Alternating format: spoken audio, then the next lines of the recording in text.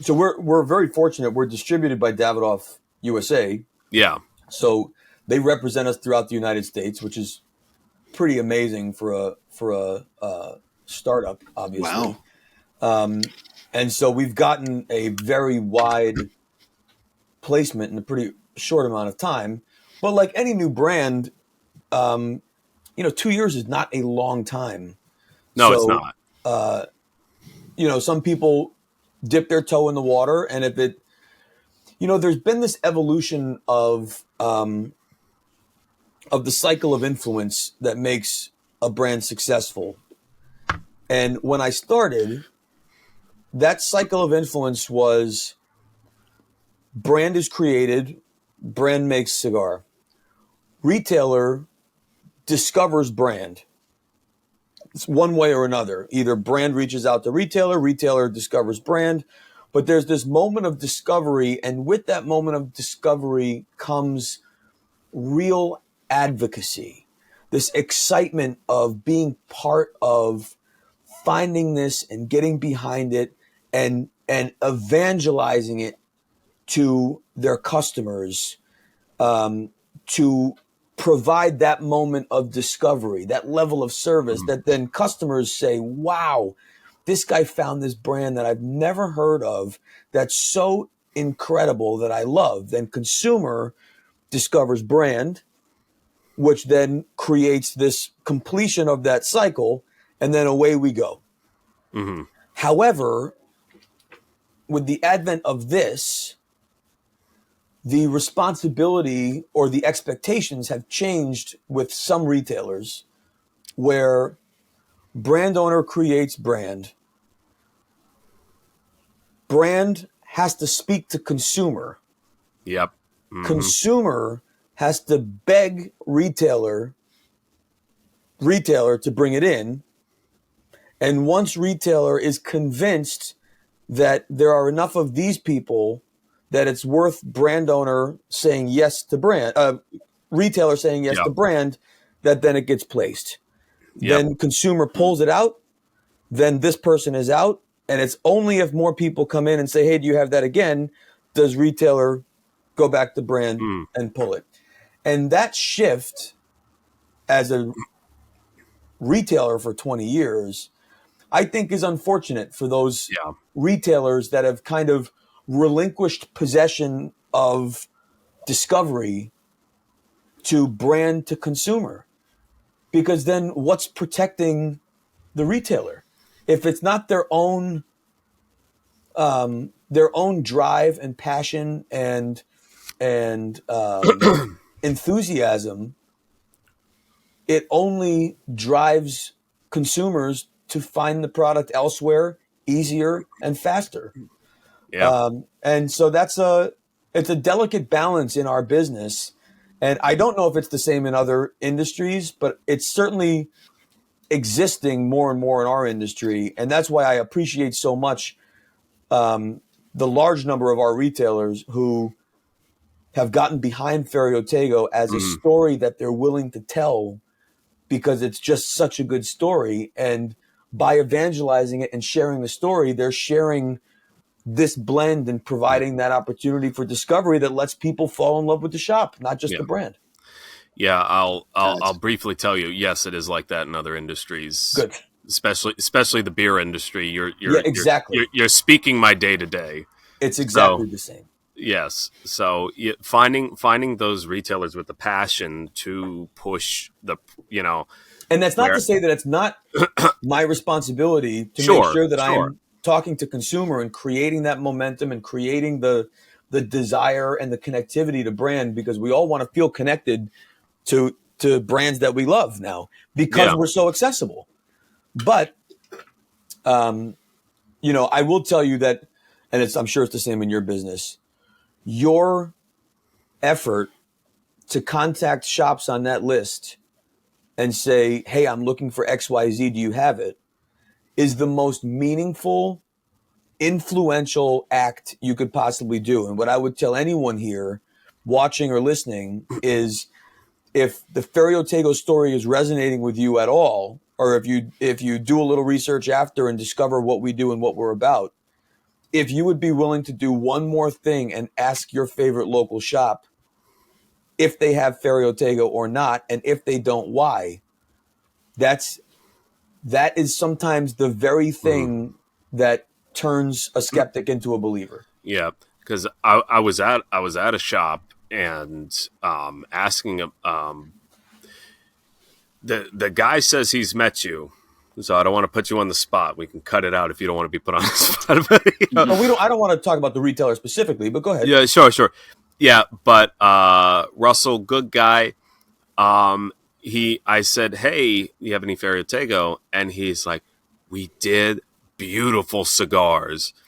And Michael's such a good, a cool guy. And I think he used to work over at, was it Old Virginia Tobacco? Could be. Yeah. And now he was over in a Maryland store. And it seems like he misses you. So I went in asking. So That's hopefully, awesome. maybe it's because it's fantastic. So I typically hate sweet tips, but this has been very enjoyable, and I'm glad. and And a lovely burn. It should be Yeah, much less sweet now than when you started, too. yeah, no, yeah. It's partly because I'm like, no, But but that's part of the process. I mean, yeah, we just put a little on because it's an immediate recognition of something familiar, and then that dissipates and the blend really takes over. yeah. The blend is uh, immaculately balanced. It's a relaxing cigar. You know, some cigars challenge you in a way where you're like, I like this, but I'm not really relaxed right now. But The whole Metropolitan line is really intended to be an accompaniment. You know what I mean? It's like timeless, especially Ferio. There's a lot of to really, really love the blends. There's a lot to pay attention to: the complexity, the nuance, the aroma, the arc, and the development. Metropolitan is really meant to just be enjoyed while you're doing other stuff. You know what I mean? It's good, it's straightforward, it's consistent, it burns great, it's made great. The flavors are unique among the five blends, but deliberately they're not so super nuanced and complex and craft, so to speak, that you know any sidebar conversation would be somehow offending the integrity of the blend and not, you know what I mean? Like it's not a film festival movie. It's your favorite movie that you've watched. You know, it's Christmas Vacation, bro. You know, like sure. you watch it all the time and it's still great. And even if you're not paying attention, you laugh at the funny bits and you know all the lines. That's Metropolitan. That's funny. Hey, that should be your next Instagram campaign. Yeah, Metropolitan. It's like Christmas Vacation. So, next holiday Yeah, season. I'm sure there won't be any cease and desist with that. Yeah. That's hilarious. National Lampoon's Metropolitan. No. So you were. It was interesting. You were talking about sketchbooks and songwriting and kind of comparing it to blends. So do you like I've listened to, like, we're huge Beatles fanatics, as most people are, I'm sure, but like hearing stories about how like Paul McCartney would listen to the Beach Boys and like get stuff from them and then do an album, and then they would be like a back and forth, Sgt. Pepper, Pet Sounds, all that stuff. So do you have that kind of mindset when it comes to blends? Like, do you ever go back to like stuff you used to smoke and be like, hey, I love that. Let me go revisit that and see if that could, like, I want to go in that direction and see where it takes me. Not anymore. Not in my creative process. I'll smoke old blends that I recall liking. For sort of that nostalgic return to time and place. There are some cigars that I cut and light, and it immediately puts me back to when I was just a consumer, and and just loved enjoying cigars. There's something magical about the way that felt. And it's difficult to feel that way after 25 years making a living in the business. Mm-hmm. But there are certain blends and sizes and things that I can enjoy that are really, it's almost like aromatherapy or music therapy, where they use it on patients with dementia or Alzheimer's, and immediately a smell or a song stimulates something that brings them back into a moment. So there are cigars that do that for me. And then the other cigars I will smoke are ones that are made by people I love and admire. So I know you had Pete Johnson on. I mean, I've known Pete. I met Pete at my first trade show, which was also his first trade show, which is Oh, cool. 2003. And so we've followed each other's careers for now 20 whatever years. And so I love Pete dearly, and I'm happy for him, and I'm proud of his success. And you know, if we're together and he hands me a cigar and I hand him a cigar, the first thing we do is not like put it in our pocket. It's like, fuck yeah, bro! Like rip it off, fire it up, and like let's go. You know, so those are probably the two categories of non Ferio Tego that I enjoy, but I've come to this realization that I've always been looking to create as a drummer, for example. I listen to other musicians to learn, but I always tried to develop my own sound. Like I never wanted to copy a Phil. I never wanted to replicate someone else's groove. And even when I played in like wedding bands and cover bands, the reason I didn't do very well was because I would play what felt great, but I would not replicate the recording. And the audience wants to hear everything the same as what they're used to. And I couldn't do that. And the band leaders would always get so pissed, but it's just not the way I think, because it's like, you know, I'm the artist. So I want to create my own thing. And with cigars, it has always been that. And I think a lot of that is because I was a retailer for so long that anyone that came in with a new product, and I would look in the humidor and say, where's this going to go? Like if the room's already full of all these unique expressions, if that thing isn't so completely unique from everything else on the shelf, why would I put your version of it on there if I have the original version of it? It doesn't make sense. And so I've really applied this original artist mentality to the work, where I don't want to play covers because I'm not better than the original artist. And so I'm much better off being the original artist and creating the work that I want to create, because it moves me.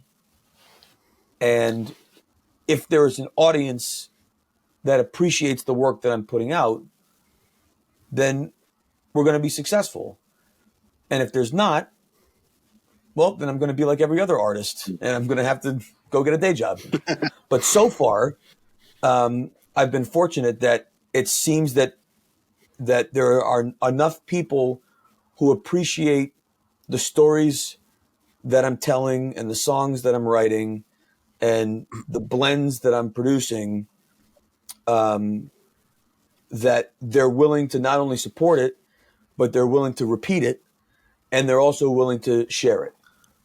And whether you're a new band or a new playwright or a new cigar maker, it's going to take longer for people to understand your work. It's going to take longer for people to like it and discover it. But once they do, there's no alternative. You know?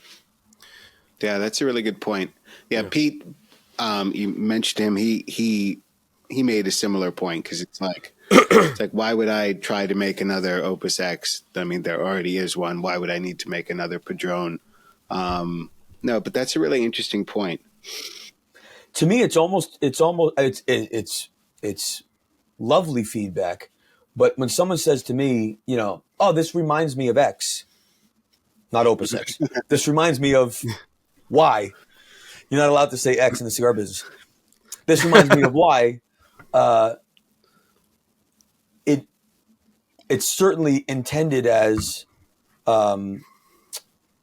favorable, but I can't help but really drill into that and think, is it too close? Do I need to find a way to pull it just a little bit to make it truly identifiably and uniquely mine? I've been wondering about, as they're kind of, you see more and more blends coming from, tobacco leaf coming from different countries and whatnot. What is kind of your process for determining like what tobaccos you use, or is there any, like in the, bringing it back to alcohol, like always with me, with the wine industry, everyone is like, oh, at one point, oh, California will never make a wine, and now it's a huge wine region. Oh, Chile, Argentina will never make wine, and so there's always new regions popping up, like, and that's something I've always found interesting because especially talking to some of the more boutique brands, you see them pulling leaf from countries you don't typically see people pulling leaf from. But I just wanted to know what your because you mentioned like Ecuador, Honduras, Nicaragua. Do you, So I you think pull from anywhere else, or there's yes, but I want to go back to something you said first because I think it's really meaningful. So California's been making wine since 1800s, something like that. yeah, But something really important happened in 1976, which was this like great competition. I'm blanking on the name of what it was, but it was a blind tasting in France between California and France. And they made a Stag's movie Leap, about Yeah, it. Bottle Shock. right? That's right. The Bottle Shock with Alan Right. Rickman. Yeah, Stag's Leap beat France with their Cabernet, and Chateau Montelena beat France with their white. So I had the opportunity so that was a 1973 Stag's Leap that won that tasting. I had an opportunity to taste 1973 Stag's Leap. Oh my goodness. Now I tasted it in like 2004, 6, something like that. So it's pretty old. Sure. And frankly, I didn't like it at all. And so I happen to love Stag's Leap. And I remember saying to the guy, like, and they poured us out. It was actually even more remarkably, it was a bottle from the case that went to the competition. Oh, wow.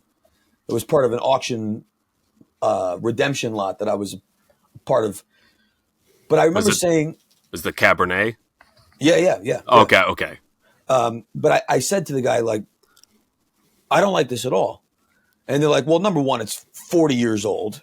Yeah. But I'm like, old. but it's not even that. It's old world. And I love, like, for me, California's new world. It's fruit. It's big. It's jammy. It's, that's what I love about it.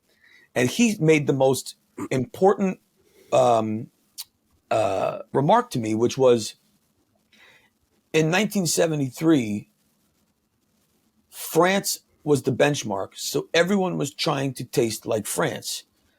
So we achieved that in that 1973 vintage, which is why it beat it, because they thought it was French. Yeah. It's a cover band mentality.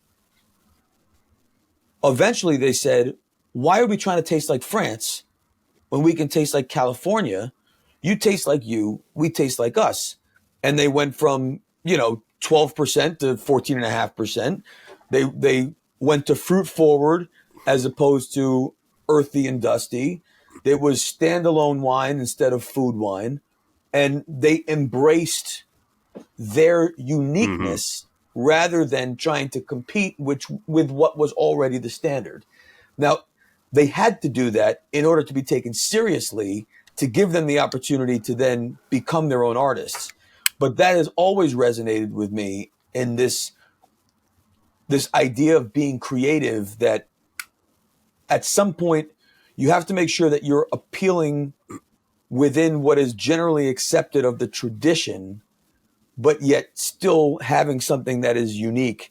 And if you look at for me, the most respected wine collectors today are not just old world, Mm-hmm. not only France, but they appreciate everything. They may favor one, but they don't completely disregard the other. And I think we're seeing that very much the same in the cigar world. That the idea that once Cuba was it has largely been that mentality has been replaced with all countries are great, and let's find that unique. Let's find what makes each one special, and then apply discretion for which one I'm in the mood for. As it relates to ingredient, um, as long as you can answer the why, then I'm in favor of any ingredient. So in our blends, we use Dominican, Nicaragua, Honduras, Ecuador, Connecticut, Peru, Costa Rica, Mm. Sumatra, which is Indonesia. Yeah, I was about to say Indonesian. I think that's everything we use off the top of my head. Um, and so if someone was like, you should really use Colombian,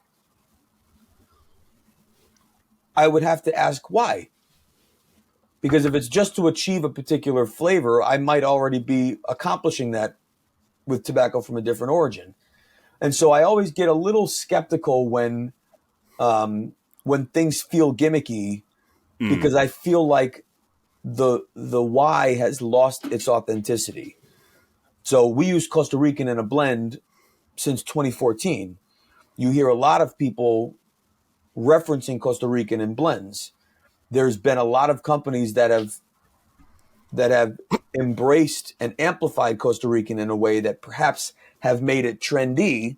And so then the question is, are people doing that to try and satisfy the trend and therefore attract and target that audience?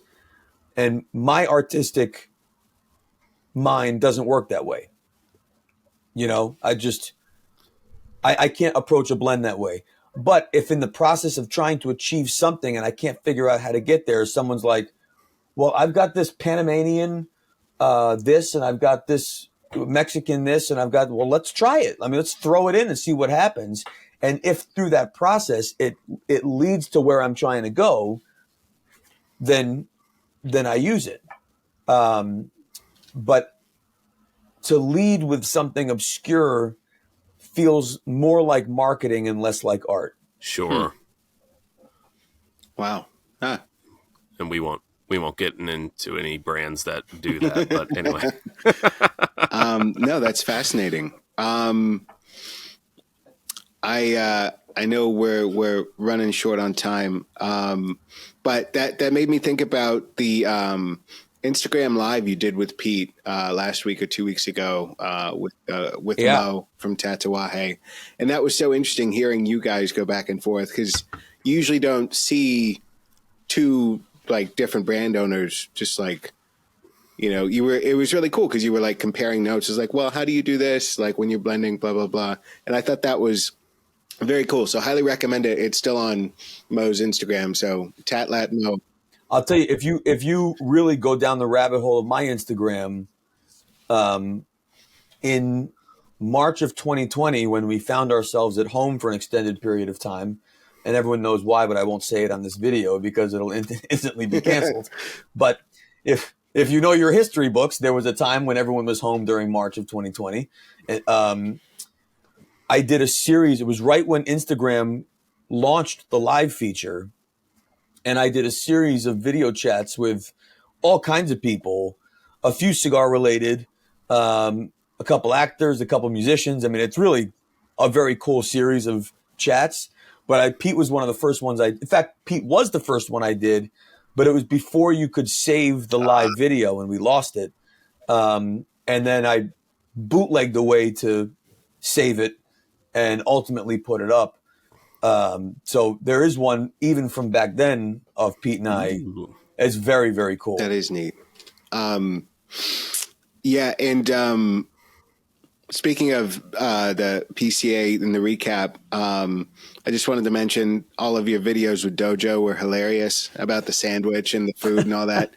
And the funny thing is the one where you guys are dissecting the sandwich, and I was like, well, what are they looking at? Because I think that was the first one I saw, and then it came out and it was the sandwich, and you even had the big piece of lettuce and looking at the veins. That was so funny. So, you know, someone asked me the other day, like, why are you doing this? And it's you know, and it's really like they were the first one was as candid as it gets. Like I literally went and bought this shit sandwich and was walking by those guys and they were like, "Oh, hey, what's going on?" And I was like, "I just spent $48 for this piece of shit and this bag of chips in, you know, the culinary mecca of Las Vegas." And they're like, hold on. And then hit record. And then I was like, okay, let's just do this for fun. And then it was like, all right, we have to continue in the process. But if you actually go down the rabbit hole of Dojo's videos, you'll find a series of interviews with them that occurred in restrooms that are absolutely hysterical. Which, if you haven't seen them, they're dynamite. But the point is you know, it's very easy to apply a level of pressure and seriousness, and which I appreciate and I do myself in this hobby. And within my specific brand and world, I think it comes off as sometimes unapproachable because I'm usually suited up or I'm, you know, so I think there's sometimes this sense of unapproachability or a very formal thing. Yeah.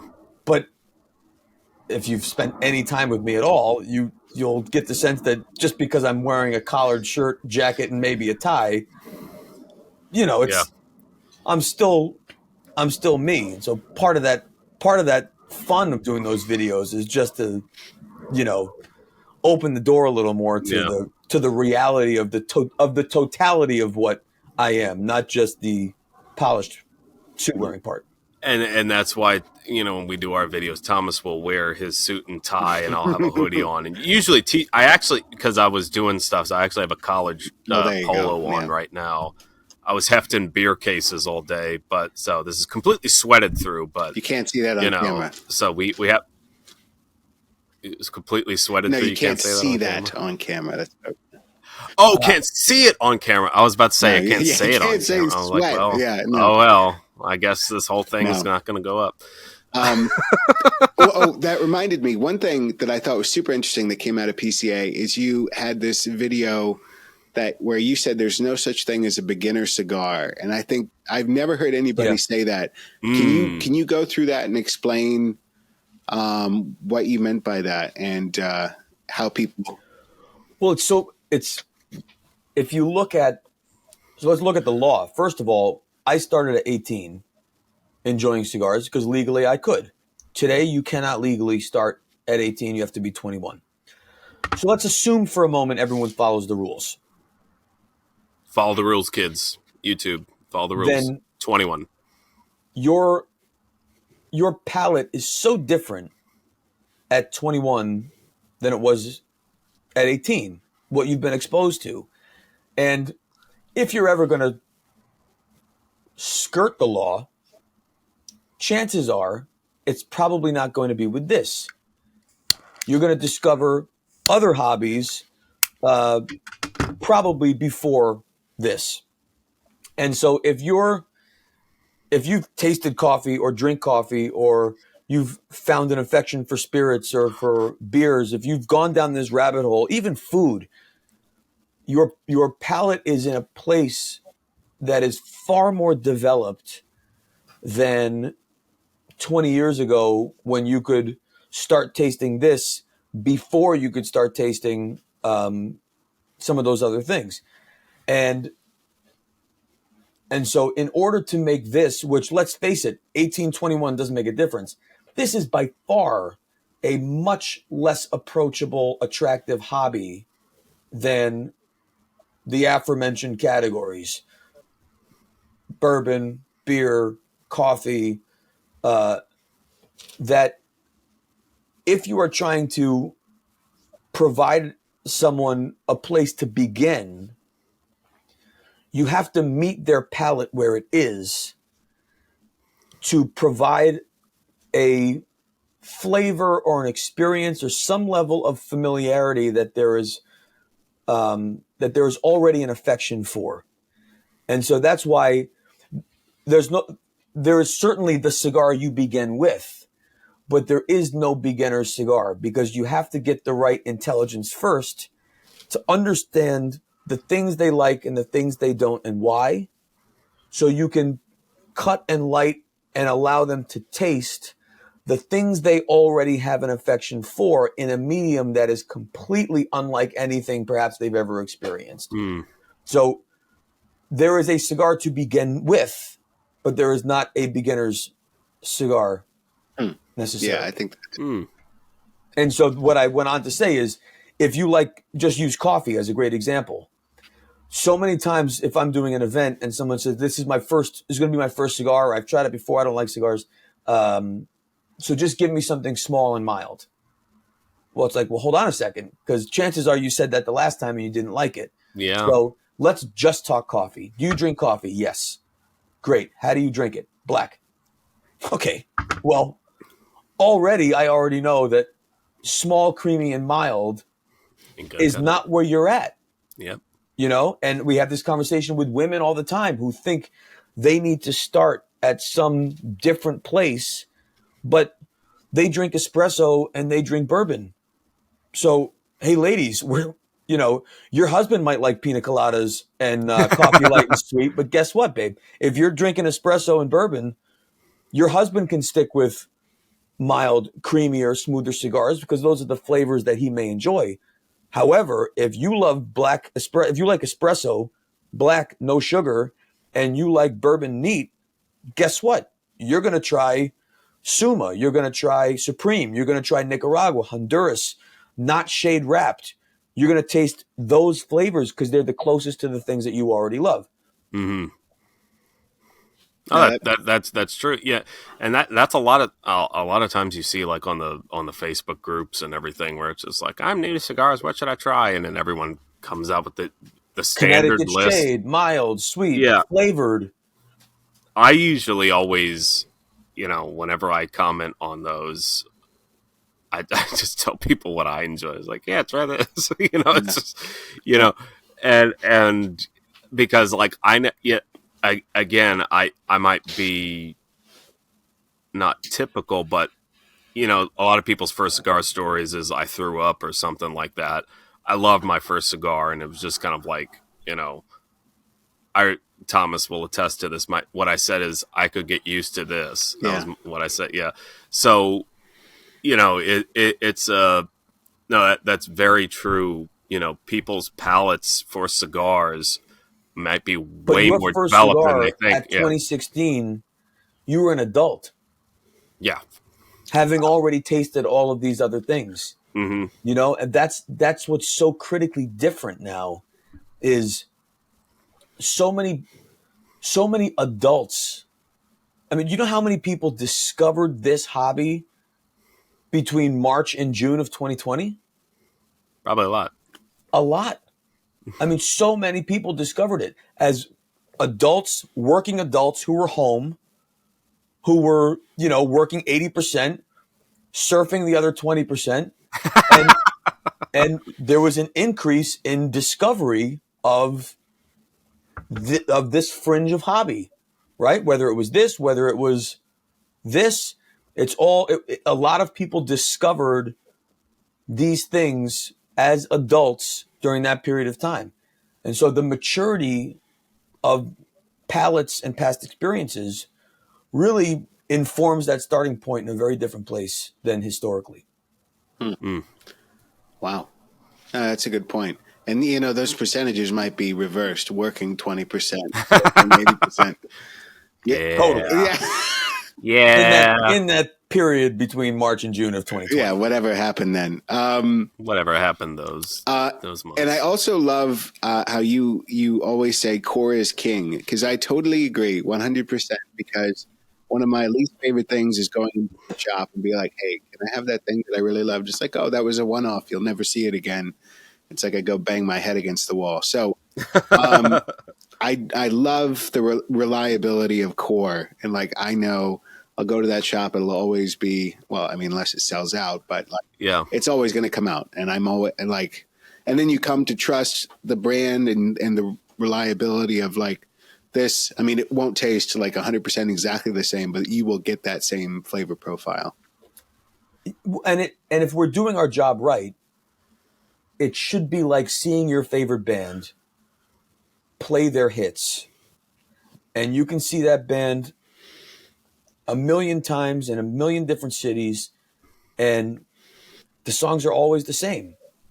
There might be an unrecognizable difference. Maybe the tempo's a little hotter, the solo might change a little, but the things that you love and remember and expect are always the same about it. And imagine if bands produced songs that you could never listen to again after 6 months. Yeah. You know what I mean? Like, what are we doing? Yeah.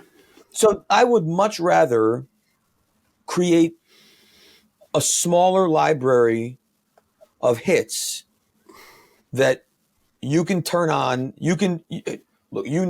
When something great happens, you put on that song. When something shitty happens, you put on that song. If you need to get pumped for something, you put on that song. When you work out, you put on that song. I want to be this. I want to be your song list. I want to be your playlist. And it's just a matter of which one are you in the mood for in that moment.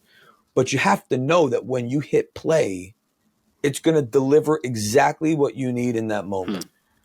And for me, that is everything about Ferio Tego.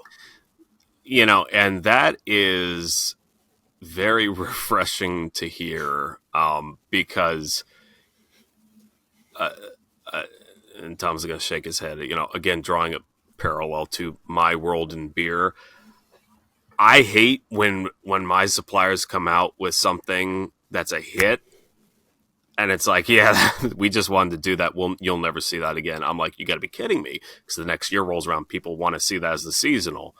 And that's one of my criteria when I bring on a supplier. I'm like, what are your cores? Let's see your cores. These need to be available to me all the time. There is something special, though, if it's genuine about doing something that can't be repeated. Sure. Right? So doing a limited that's one and done to celebrate one thing, to me, the most disingenuous thing is to then say, actually, we're going to bring this out full time starting next year. It's like, well, hold on. You said it's 2,500 boxes. I bought 3 of them, and now it's core. So I don't like that. I believe that if the intent is limited, you make it limited. I just can't make my business model limited. And for those who can, God bless them. That's great, because it's a lot more work and it's a lot harder to keep it the same. But what I like doing is, if you look at the Elegancia Generoso model, we make them once a year.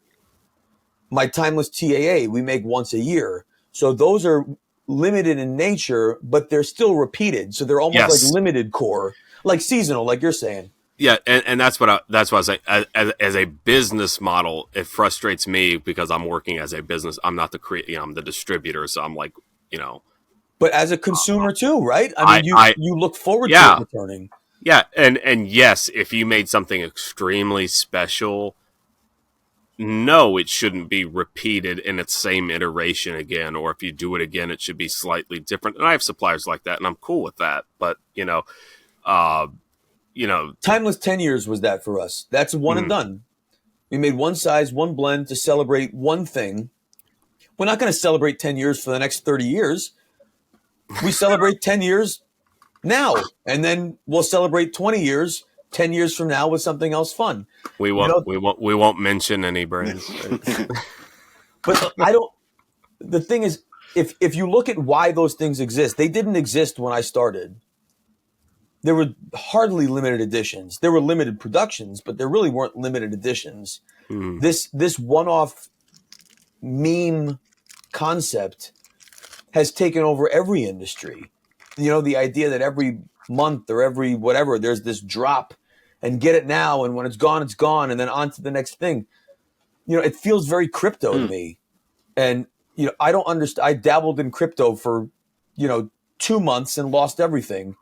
And I know a lot of people that have made a lot of money in crypto, but I couldn't do it because I couldn't understand that this thing that I just bought today has zero liquidity tomorrow.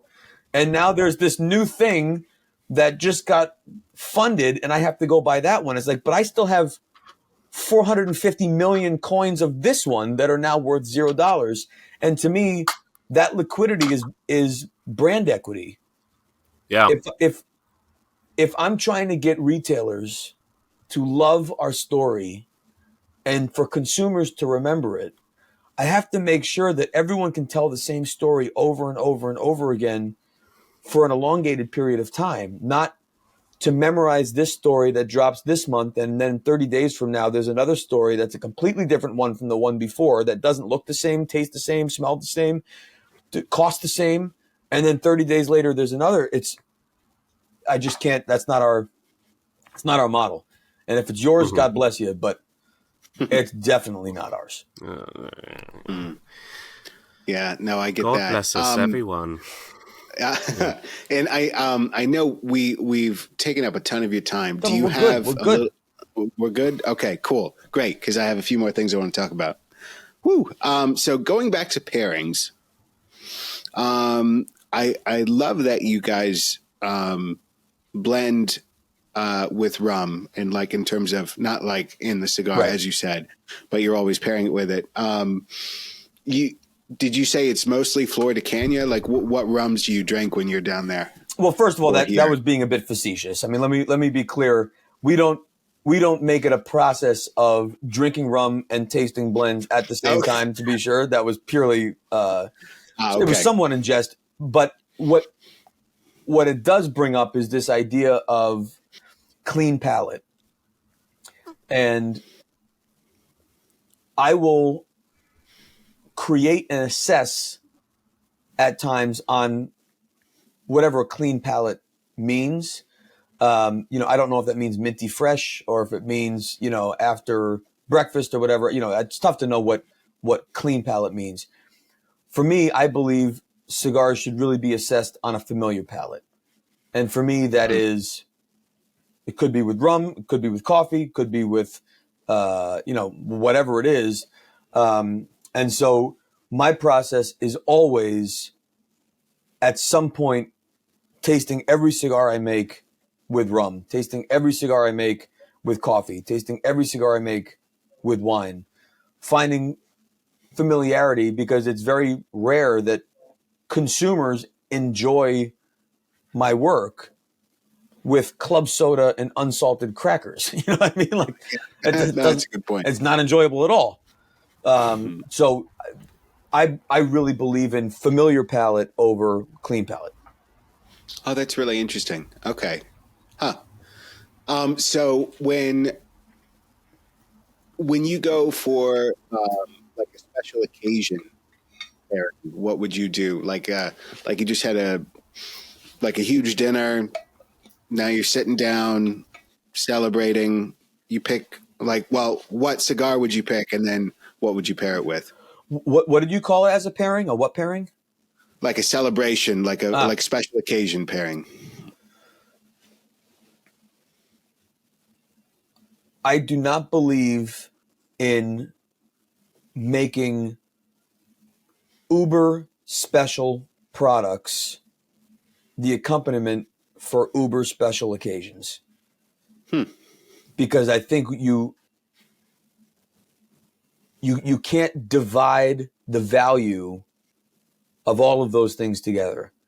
So my most special, memorable moments have always been accompanied by my favorite go-tos. And my most uber special products have really always been enjoyed in isolation just to make that thing special. So if I think of all the things that I've saved for special occasions, I had a million special occasions. I never enjoyed any of them. Oh, that's funny. You know, if I think of my wedding, the birth of my kids, any of these celebrations, the last thing I do is depart my celebration to go find this incredible cigar that I've been saving for all this time, leave everybody to go finally have this thing in my private isolation moment. It doesn't make any sense. So I believe that you celebrate your most important occasions with the things that you love the most. No different than you celebrate your most important occasions with the people you love the most. And then you experience your most special products and you make that a very special moment. And if you have enough to share, then you share it. But some of the most valuable cigars I've ever consumed have been in my car driving somewhere or in my office working on a Tuesday morning to just say, you know what, I'm going to fire this up right now. Fuck it. Now's the time, you know? I think you dilute the value when you're doing too many special things at once. So celebrate with your most familiar, and then enjoy your most valuable by themselves. Wow. Man, we're getting a lot of good tidbits from Michael Herklots tonight. Yeah, That's very cool. That is interesting. You said, yeah. I mean, that I've always been of that mindset where I'm notoriously bad at saving anything for a special occasion because I'm just like, you say, when I'm driving somewhere, I sometimes enjoy my cigars the most when I'm driving somewhere. Yeah, of course, man. Yeah, and especially since a lot of special occasions, I can't be around the people I want to celebrate with while I'm smoking. Well, I was going to say the only time that doesn't apply is if you got it like that.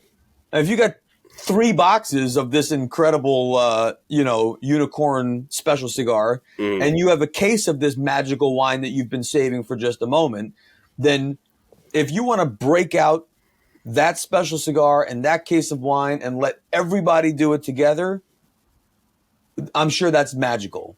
I don't have it like that. So, I have one of X number of bottles and X number of cigars. And to me, that requires selfish isolation. And therefore, I can't possibly do that with people because you want to share it. Mm-hmm. You know what I mean? That's the point of sharing it. And you also don't want to run the risk of opening that one bottle in that most meaningful moment and it's corked. Or cutting that cigar that you've been saving for 20 years and it's plugged. It kills this moment. So celebrate with familiar. That's fascinating. All right, cool. You heard it here, folks. Be selfish. No. Be generous with familiar. Yeah, no, yeah. That makes a lot of sense. And that's the thing. It's like, especially with, I have my buddy's wedding coming up and everything, and what cigars do you provide at the wedding? Do you go and buy things that are ridiculously nice, or do you share what you love? Is he a huge cigar guy? No, and that's the thing. But everything I've bring given that host Maduro, bro. You want to see a crowd pleaser? He probably would love this, and he surprised me with his, what he's, I gave him a rare pink he really loved. I'm giving some Tatuaje he's really loved. He would love this. He's one of those unpretentious, but, knows what he likes guys. So the host Hobart, which is a Robusto, in natural, the one that you're smoking now, that is, you put that out at a wedding, everybody will love it, and they'll remember it, and they'll smoke the whole thing because it's so approachable and it's so Yeah, easy and it's so good. It's it's a no brainer. And then you bring a box of Ferios for the yeah, bridal party. and this is my go to. You know, if someone asks me for something, you know, sweet tip. Now, this is my go to. What I'm going to tell it, because this is, you know, I've had some sweet tips. You know, I give it a try. Yeah, I'm the guy. When I started drinking coffee, I didn't start with sugar or anything. I was just like, let me just, you know, breach that gap and go for it. But you know, this is extremely enjoyable. Yeah, and the presentation, you know, nothing worse than when you're smoking a cigar and the wrapper makes it look like you're, you know, someone, you know, took pity on you, you know. But like this is a beautiful cigar, both the Maduro and the Connecticut. I mean it's just presentation with that burn Wow. Yeah, razor, that burn razor. thank God. Yeah, thank It's God. like, wow, this No, really sucks. And Thomas, you haven't had to relight once. No, Still. I know, and it's. I mean, I'm still getting those same notes. yeah. Um, So what is a sweet tip normally? Is it you just dip it in some sugar water, or you know, it's like, you know, Everyone does it differently. like was it Um, Men in Black? Oh, water, sugar, you know. e- Everyone does it differently. We apply a lot of um, restraint in that. You know, it's not intended to be. Um, it's not intended to be the thing that you remember the most about it. It's intended to be um, the preamble. You know, it's the invitation. It's the Mm, first chapter. It's the opening scene, um, and then it moves into something that is very traditional. It's why it's a great cigar for folks who have historically enjoyed sweet, flavored, domestic machine made, of course, cigars that tend to be more um, manipulated, mm, where the minute you cut that cigar and put it to your lips, it's familiar. When you light it, it tastes delicious, but what you're tasting is the merit and the integrity of the blend and not anything applied to within that cigar. And hmm. in fact, if you cut off half an inch, of course, you risk unraveling from the shoulder, Yeah, but there's no sweetness at all. hmm. And you just taste the blend without any sweetness. and it's a great blend. I mean, even with the sweetness, I can tell this is, you know. Every flavor in that cigar is a consequence of the blend, not the sweet. The sweet only exists here, not Mhm. here. Yeah, it's just right on the lips, That's right. it. And it was funny because when it first lit up, I was just like, "What?" You know. And then I looked at, and I was like, "It's the host." And I will admit, at first I was disappointed because I don't typically go for sweet tips, but this has been very enjoyable. Both of them have been very enjoyable, Great. and you know, because my the last sweet tip I had was a factory smoked sweet, which I didn't realize I had either. So I cut it, put it in my mouth. It was like it was like corn pops, but without the nostalgia and milk. Yeah. So, Sounds uh, tough. yeah, and it was immediately discarded to the rubbish. Whereas Arnold Schwarzenegger liked to, I threw it in the fire. Yeah. Uh, no, this is awesome. I might get a box of this for my Yeah, do boy. it. Yeah. Um, before I jump into jazz and hopefully don't turn off everybody, but whiskey brands, because I saw you drinking something on some show recently. I think it was Pinhook. So what Yeah. brands, maybe including that one, or what do you gravitate towards for like bourbon, rye? Do you like the high proof, the barrel proof? You like, what do you lean more towards? Um, this sounds very pretentious, but I doesn't even it's actually pretentious isn't the word. You guys can figure out what it is. Whatever you figure All out it right. is, put it in the comments. Uh, if it comes to eating, drinking, smoking, wearing, driving, that there's something very intimate about those experiences. You're spending so much time with it that I really believe personally, and maybe it's the artistic part, like I was not a guy that just went to go see bands play. I want to see my friends play. I want to see people play that are meaningful to me, I want to see their art. I don't just want to go to a museum necessarily. And so I have friends in the wine business, friends who are winemakers, friends who make whiskey. And so I would much rather spend my money with them and taste their work or find some other meaningful connection like this Barcelo, for example, the first rum I ever tasted in Dominican Republic, 2003, with the Quesada family. So there's something very meaningful to me about this rum because that's when I discovered it. Flor de Caña with Christian Eiroa in 2004. That's meaningful to me.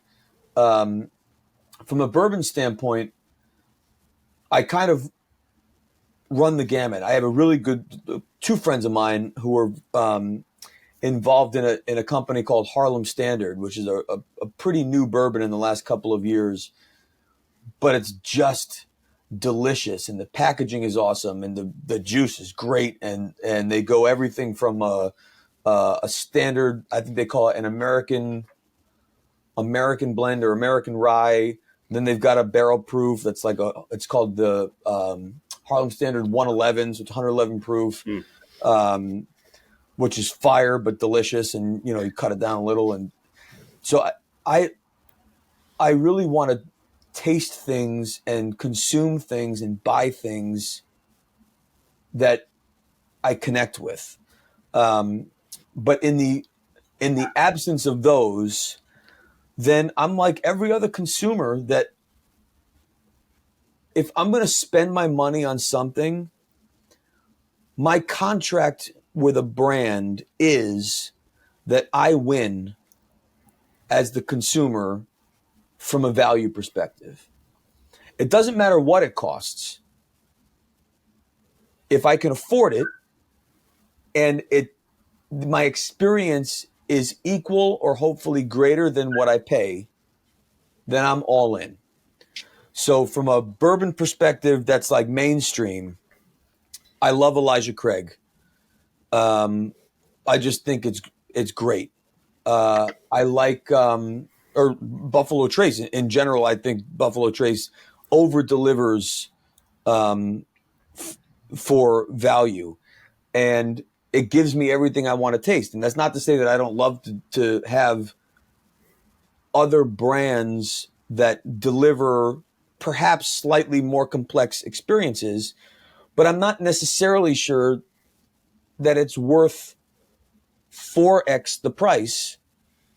And that relationship to me is it diminishes my experience of it, So if you pour me something for free and I taste it and I can assess it, then you tell me how much it costs, that changes my relationship with it. But bourbon, my go-to Elijah Craig, Knob Creek, those are really standbys for me that I like all the time. Oh, yeah. Rum-wise, Barcelo, Brugal, Flor de Caña, El Dorado, I think crushes in value. Have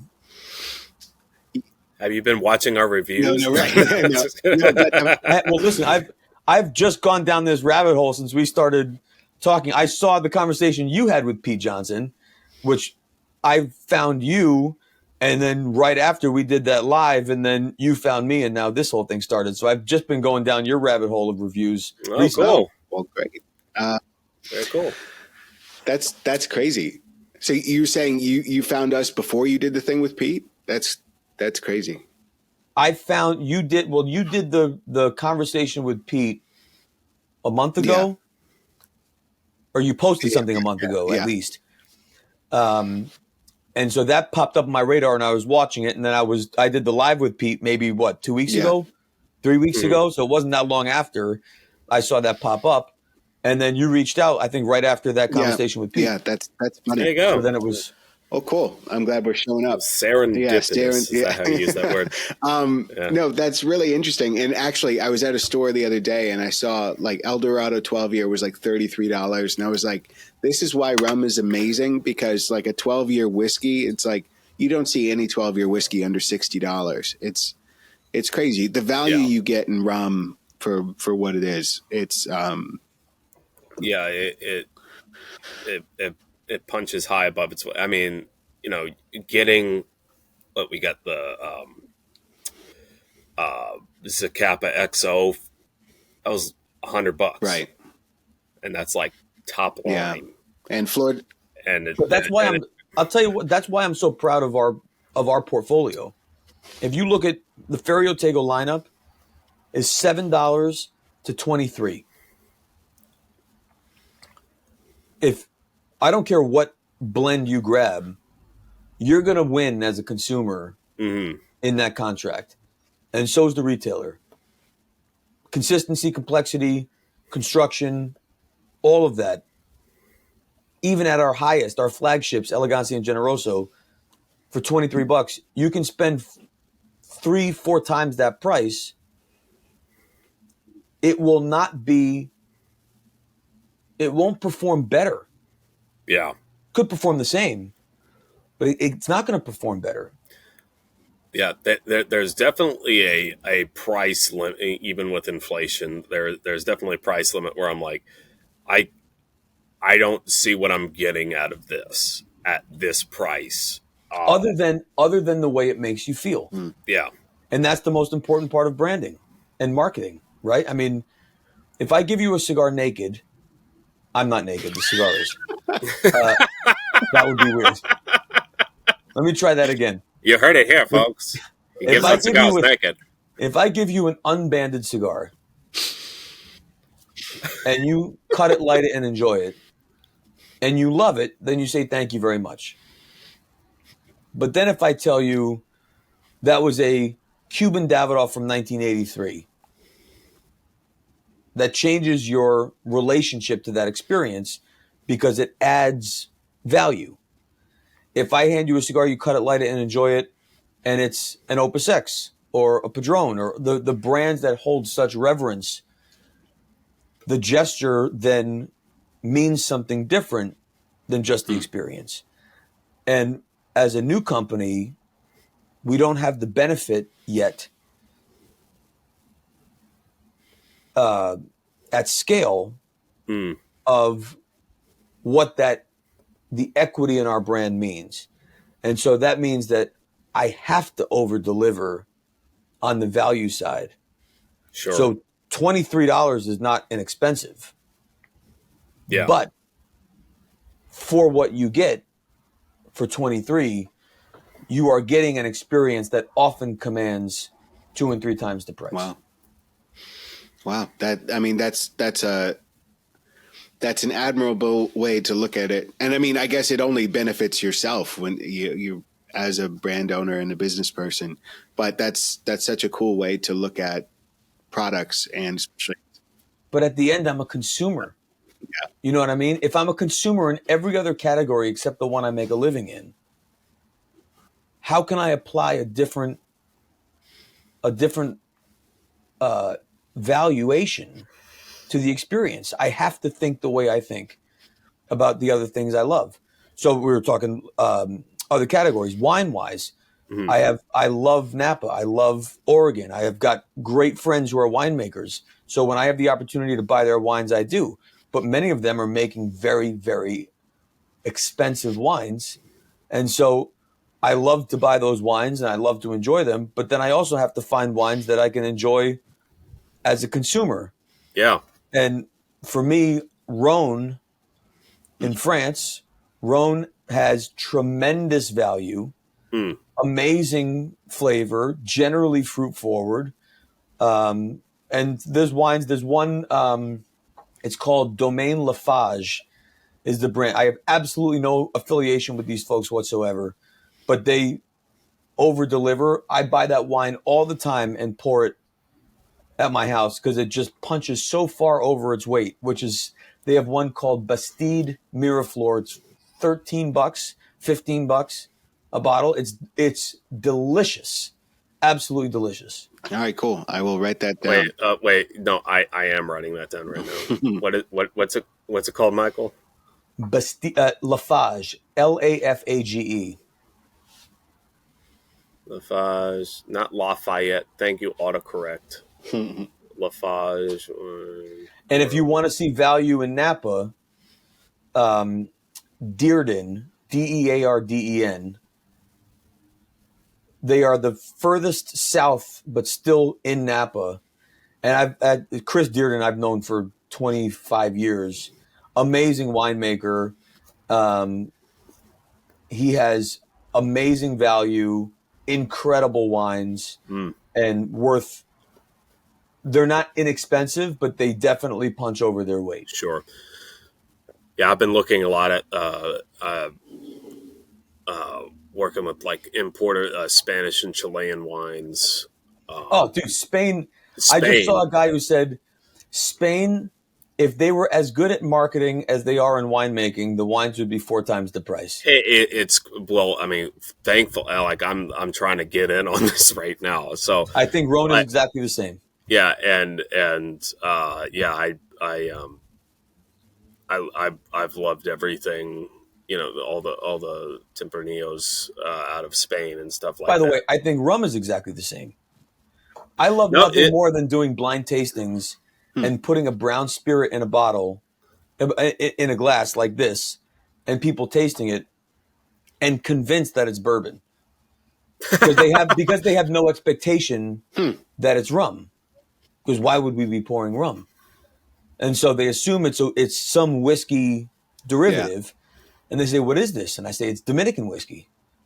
And they say, "I didn't know Dominicans made whiskey." And I said, "They do. It's rum." But when you get people to just hilarious. experience, taste things naked. That's what I'm saying. Get naked and taste. You heard it here first, folks. Yeah, that's our clip. That's with going to Pete be Johnson. It was all about diabetes, with on but Instagram. you know, That's it's about getting naked. So yeah. Well, there we go. So I know it's getting late. I had some other questions, but hopefully, we can ask about the drums. You know you do. Go. You know you that's want it. to. Yes. And I want to do some show and tell. I had this stack of LPs I wanted to show you. Well, but I won't that do one that. in the front I won't do the whole thing. I just wanted to pick up the most important. Oh, Bro, yeah, I love me some Roy Haynes. If you want to talk about original artist, the two that I think of all the time is Miles and Roy Haynes. Because you can listen to them 50 years ago and listen to them today, and no matter what song they're playing or who they're playing with, you know for sure Roy's sound and his feel, and you know for sure Miles's sound. And it doesn't matter if they're playing, if Miles was in his electric band or playing with Coltrane, and it doesn't matter if Roy is 32 with Miles or 89 and still playing, whatever he's playing. His signature is on everything he does, and every drummer in the world has been inspired by Roy, but no one sounds like him.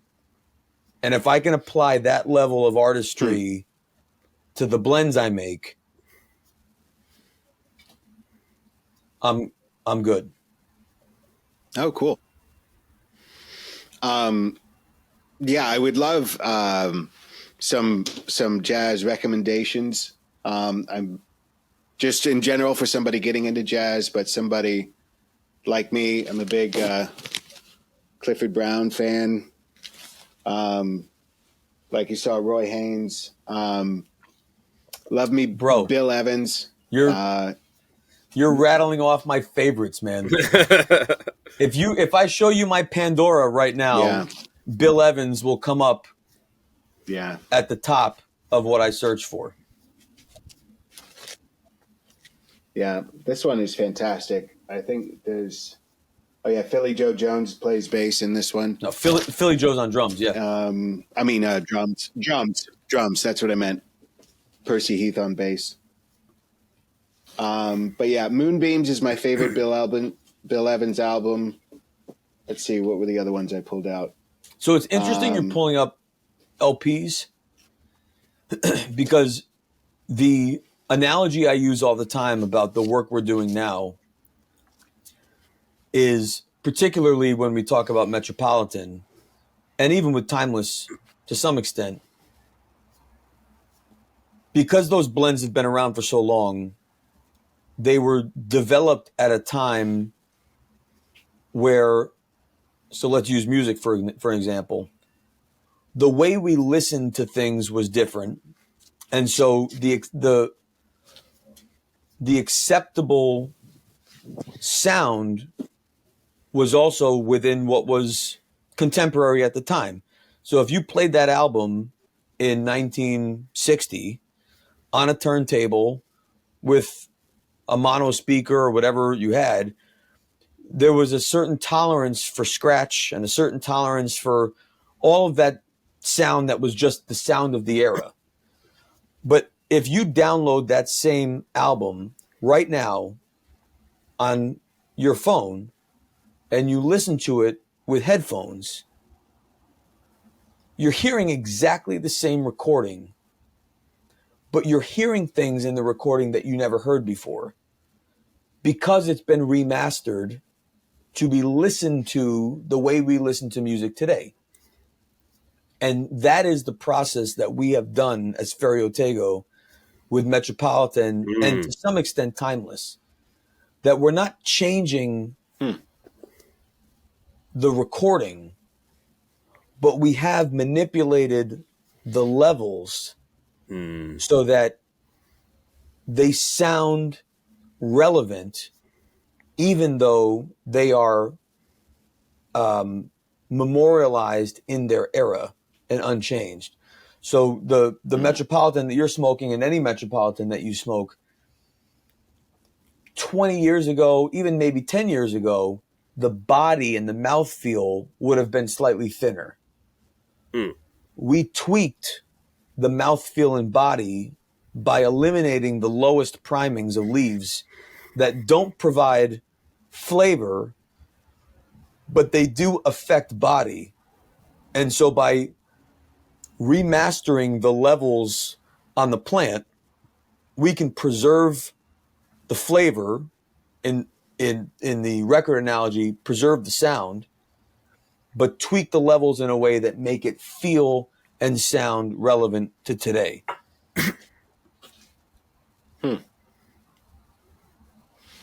No, that's really interesting. It's like, yeah, that's cool that you like remastered those blends. That's wow. And I love how you think outside the box and you have all these interesting metaphors.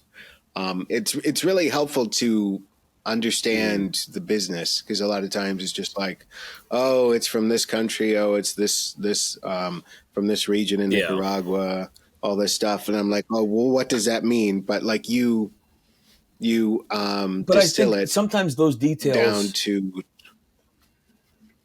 If you're a drummer and you want to find out what drum set did Roy Haynes play on that album and what size was each drum and what were the heads and you know what dimension toms did he have, you know, that's some real serious geek out shit for a drummer. And it's cool, right? But You're right. Yeah. No, if you I just dig music, totally get that. who gives a shit? Right? Yeah. And with cigars, it can really be the same. And I imagine with beer is probably the same too. Yeah. You can drill into the hops and the where it's from and whatever, but who gives a shit, really? I mean, is it really that important, or is it just sitting back and listening to the music Mm. and experiencing the artistry that's happening on that record, and then listening to it over and over and over again, and discovering something new without having to study it? And we have morphed consumerism to expertise, and consumers shouldn't be experts. You Yeah. know, you should be No, that's expert. You true. should be an expert in the field in which you make a living, but you don't have to be an expert in the thing that you enjoy. And we've really created a culture across the board in every hobby of drilling deeper and deeper and deeper and deeper and zooming in and finding every little detail. But if you want to hear that album the way it's intended, nowhere in the liner notes does it disclose the drum set he was playing. You know what? Because it wasn't it wasn't the intention of the artist for that level of detail to be known. Yeah. Yeah. And I really feel like, from a cigar standpoint, we have evolved into a culture of feeling the need to know the deepest detail. But really, the thing that matters the most is, do you love it? Mm-hmm. And the reason why you love it Mm. has nothing to do with what priming a particular tobacco came from in this blend. Why you love it is because it delivered this experience in this moment, and when you went to do it again, it did it the same way. That No, that is the thing that matters the most to an artist. yeah, and that's true. I mean, like you said, people like to geek out or have a sense that they understand what they're. I find when it comes to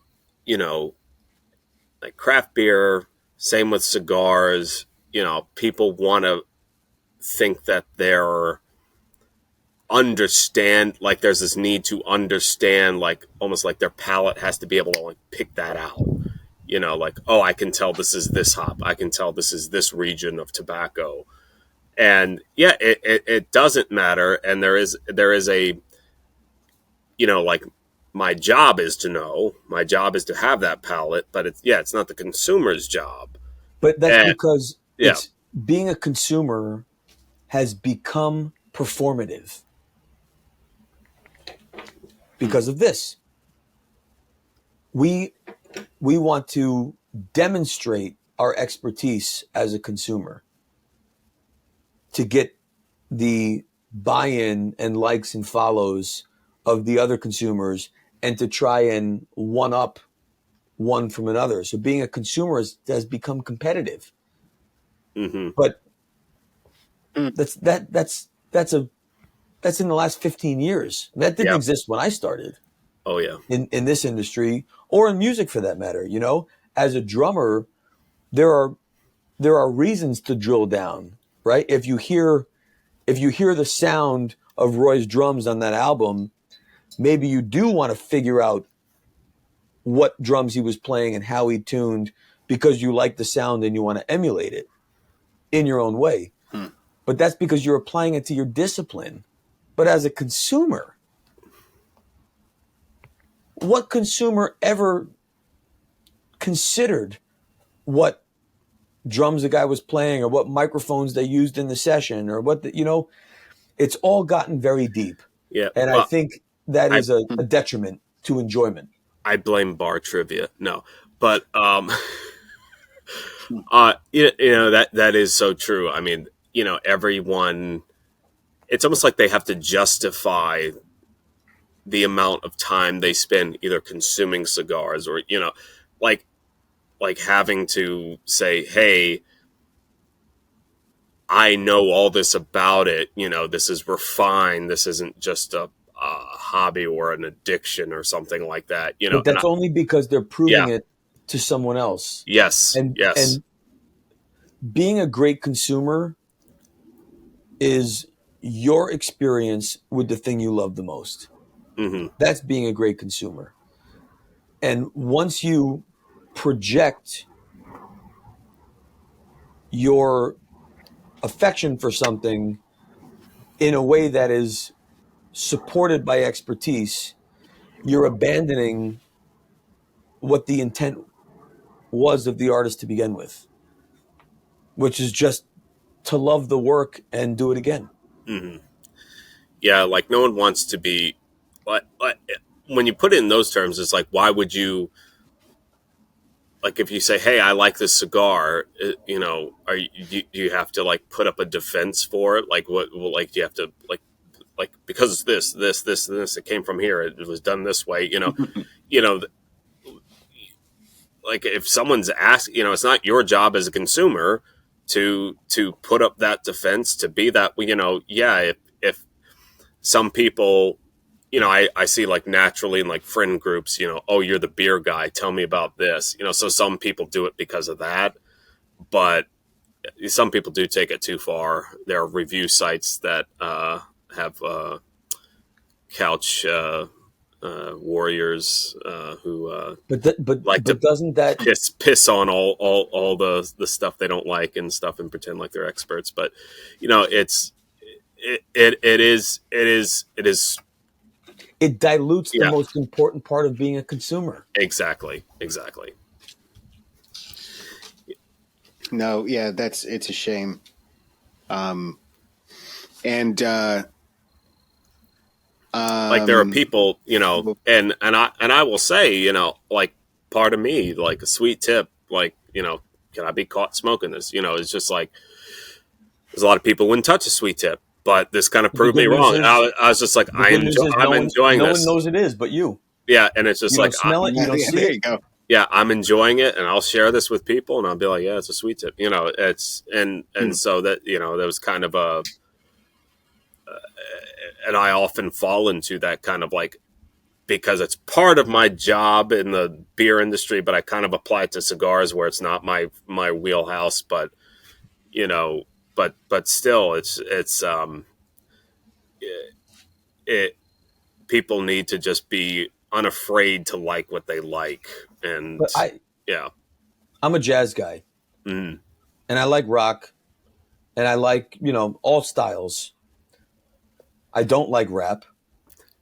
I don't like heavy metal,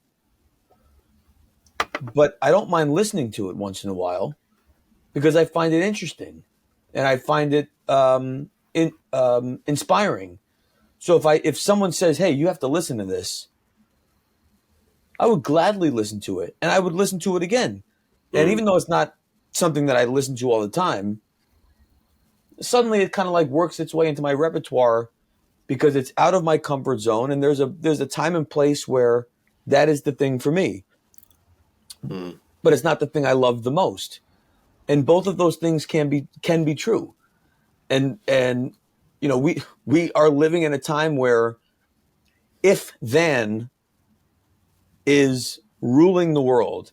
If you love X, then that means you are X, Y, and Z, or you can't do these. It's all become so identity driven, and I just don't believe in that. A consumer is allowed to uh, love jazz and also really dig metal. I mean, you can do both of those things at the same time. Just because I wear a suit a lot doesn't mean I can't wear sweatpants. And if I do wear sweatpants, it doesn't mean that, oh, now you don't wear suits anymore. I mean, Yeah. like you're what allowed. happened to you? But you know what I'm saying? It's Yeah, like no, yeah, if you love dogs, then why do you hate cats? What are you talking about? If you love Scotch, but you don't love Isla, well, why don't you love Isla whiskey? You don't like Scotch? Well, no, I do. That's a particular flavor I don't like. mm, All of those things were normal in consumerism until it became dominated by the performative nature of having to broadcast the things you love and then surround yourself with the people who agree with you, and then you have to disagree with all the people who like something else that's different. It doesn't make any sense, because most of us, going back to where we started 3 hours ago, is most of us actually agree on the majority of things. And just because I don't like one thing and you do doesn't mean we don't like each other. Yeah. You know? That's very That's true. a good point. Well, I feel like that's a good place to wrap up. I'll show you 2 more LPs. My 2 current favorite jazz albums, The Shearing Piano, just him by himself. Fantastic stuff. And actually this one, where Dave Brubeck plays a bunch of Disney tunes. I know that one. The last one I didn't know. That one I know. Yeah. Well, yeah, highly recommend George Shearing. This particular album's just him by himself. But yeah, Dave digs Disney. I absolutely love it. It's pretty good, yeah. My favorite track is his rendition of one song. But everything you showed me is pre-1970. Yes, that's very true. Yeah. So have you listened to anything post-1995? No, I haven't. So if you have any So Michael, you need to understand, when we were brought up, our favorite band is the Beatles, because, like we could have been born in the 50s for for our music tastes. Right, yeah. And it's funny because, like, my relationship with jazz is, I've played in the jazz quartet. I've played out of the real book. I play bass guitar. So, and Thomas and I used to play a lot together. Bass, not bass. Yeah, I never got into stand. I can I can play upright. I just don't like it because I'm not really a jazz guy. I love New Orleans jazz live. There's like but picking bass guitar. You're a jazz guy with bass guitar? I am if I had to tell you what my background is, it would be blues rock. So kind of like my biggest inspiration is probably Jack Bruce of Cream. Uh, Not John Patitucci. No. John Paul Jones, Jack Bruce, not of the jazz school. It was funny, right before this interview, I was actually coming from a rehearsal, and from my church, and the leader of the church band, he is also a bassist, but he's in the jazz school, and anytime he picks up my bass, I'm like, you ain't gonna play that jazz on it, are you? No, but I do have I have one Christian rock album in my discography as a drummer. Oh, cool. Which one? Oh, yeah. It was the band was called Jacob's Well. We recorded it at Longview Farms, which is super famous in Massachusetts, by the way. Crazy famous studio. And it was a local band from my church growing up. And it was all people my dad's age.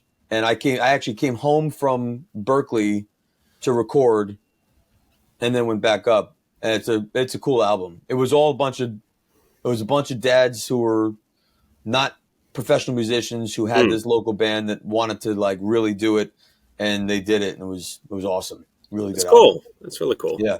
I don't even think it exists digitally, but I have like 25 copies, so I'll find one. I'll send you one. Okay. Yeah, there you go. Woo. We'll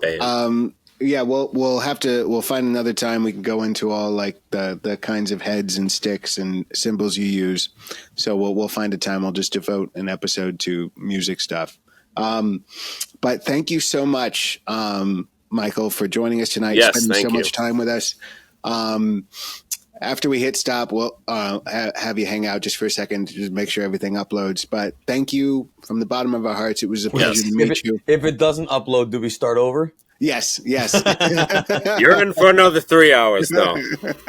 No, can I say, first of all, I really appreciate the opportunity to share our story and to talk for whatever it was, 2.5 hours.